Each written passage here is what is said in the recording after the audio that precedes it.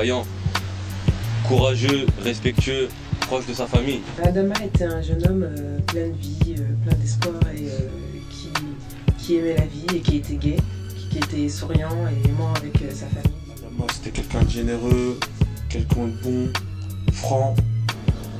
C'était un mec en or. C'était... Il n'y a pas assez d'adjectifs pour le qualifier en fait. C'était un jeune homme qui avait un grand cœur, généreux, toujours souriant. C'était le grand frère de tout le monde. Il était respectueux, tout. On dit toujours les mêmes mots, mais c'était comme ça qu'il était. Respectueux, gentil, toujours le sourire, la pêche, toujours serviable. On est beaucoup, mais je pense que c'était le meilleur d'entre nous. Adama, il s'entendait avec tout le monde, les petits comme les grands. Et il savait comment prendre chacun d'entre nous et chacun de ses frères. Et tout le monde se confiait à lui. Adama, déjà, c'était mon grand frère. Sa personnalité, c'était quelqu'un de généreux. Et il partageait tout ce qu'il avait, il partageait avec tout le monde. Et Adama, c'était la force, c'était le respect, c'était les valeurs, c'était beaucoup de choses, beaucoup de positifs, beaucoup de qualités. Adama, c'était quelqu'un qui me respectait beaucoup. Jamais Adama il va me regarder dans les yeux. Il a toujours les yeux baissés. Quand il est décédé, ça m'a fait une tâche. C'est Dieu seul qui peut m'enlever cette tâche-là. Un homme, il n'est pas arrêté sur la couleur des gens, leur origine. Il respecte tout le monde comme on doit être respecté. C'est l'enfant qui aime ses frères, il aime ses parents. Et moi aussi j'aime bien Adama. C'est un moitié de mon cœur qui est parti pour Adama. Avec son sourire.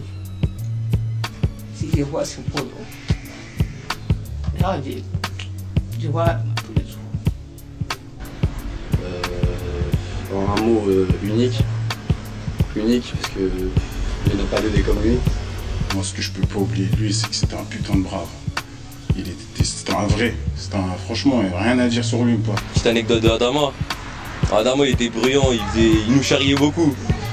Il avait un chien, il est parti avec le chien à Beaumont. Donc, sa maman a vu le chien là-bas. Il a dit Adama, le chien là, ça ne peut pas rester là. Il le cachait. Donc, elle a vu le chien. Le jour qu'elle a vu le chien, elle a dit Adama, ce chien-là, je t'aime bien, mais le chien, ça ne va pas rester ici. Hein. Mon père avait acheté un mouton. C'était la fête de l'Aïd. Et donc, il nous avait tous réunis autour pour qu'on puisse en tout cas venir voir le mouton.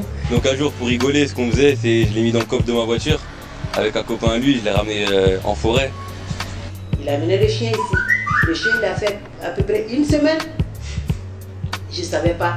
Et Adama avec Bagui, Awa, les plus petits en tout cas, ont eu peur. Et dès que mon père est arrivé avec, ils ont couru dans la chambre, ils se sont cachés sous le lit de ma mère.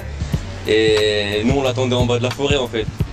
On a le temps qu'il redescende de la forêt, comme il faisait noir, on s'est dit on va avoir peur, il va plus recommencer. Quand je vais même dans les salles de bain, Adama est derrière moi. Toi tu fais quoi? Je dis mais je fais rien. Je vais aux toilettes. Ah d'accord. Et il retourne dans sa chambre. Et on a été dans la chambre, on ne les retrouvait plus et en fait ils avaient peur, ils hurlaient pour le mouton et en fait nous on en avait ri parce que c'était tellement marrant.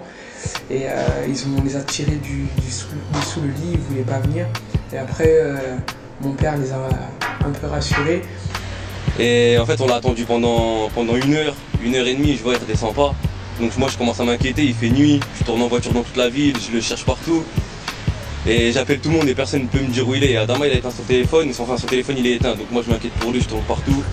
Un jour comme par hasard, je rentre dans la chambre, je trouve qu'il y a des chiens là-bas. Ça sentait. Je dis mais Adama, c'est quoi ça?